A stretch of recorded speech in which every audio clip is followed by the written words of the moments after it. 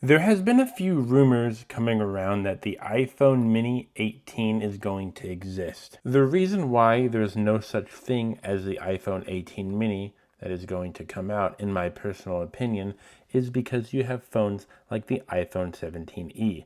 A lot of people were very excited for the E series of iPhones, but were very disappointed of the iPhone 16e not having the MagSafe capabilities.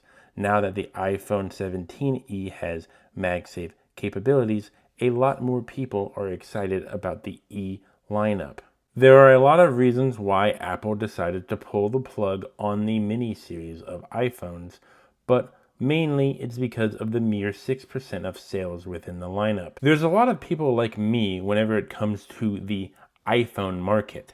Whenever this first came out, I only had to pay $100 more for a bigger size screen and a bigger battery, and Apple got a lot more money out of me because it didn't cost so much more money for the iPhone 12 regular to be made. It was actually probably in a logistical sense a lot more effective and more affordable for Apple to make the bigger phones. I am not saying it's impossible for us to get the iPhone 18 mini, but there's going to be a lot of difficult hurdles we need to get over.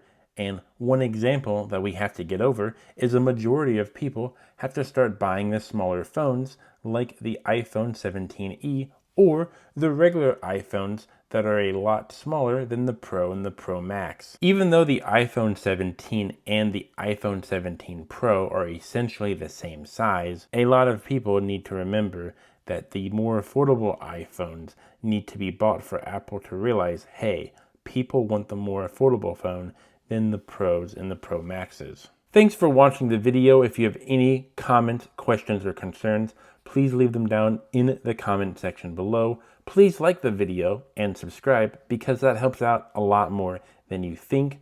And if you dislike the video, why are you even here?